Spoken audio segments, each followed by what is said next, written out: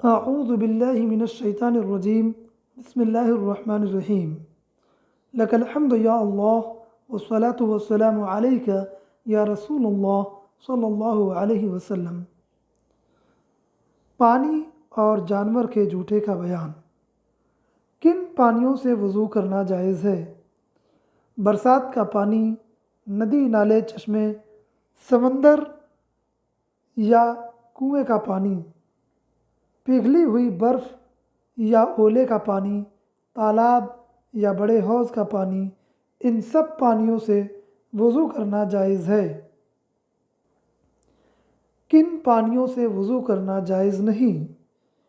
پھلدار درخت کا نچوڑا ہوا پانی، وہ پانی کہ جس میں کوئی پاک چیز مل گئی اور اس کا نام بدل گیا، جیسے شربت، شوربہ، چائے وغیرہ، یا بڑے حوض اور تالاب کا ایسا پانی کہ جس کا رنگ یا بو یا مزہ کسی ناپاک چیز کے مل جانے سے بدل گیا ہو، اور چھوٹے حوض یا گڈھے کا وہ پانی جس میں کوئی ناپاک چیز گر گئی ہو، یا ایسا جانور مر گیا ہو کہ جس میں بہتا ہوا خون ہو، اگرچہ پانی کا رنگ یا بو یا مزہ نہ بدلا ہو، اور وہ پانی کہ جو وضو یا غسل کا دھون ہو، ان سب پانیوں سے وضو کرنا جائز نہیں بہار شریعت۔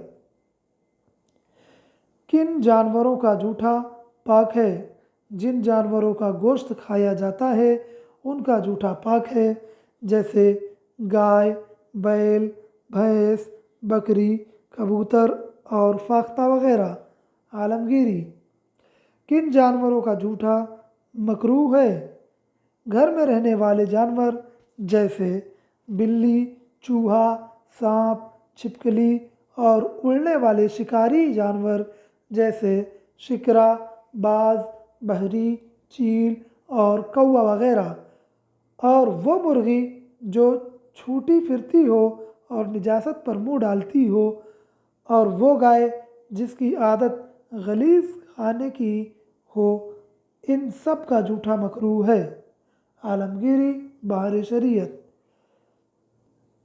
کن جانوروں کا جوٹھا ناپاک ہے؟ سور، کتا، شیر، چیتا، بھیڑیا، ہاتھی، گیدڑ اور دوسرے شکاری چوپائے کا جوٹھا ناپاک ہے۔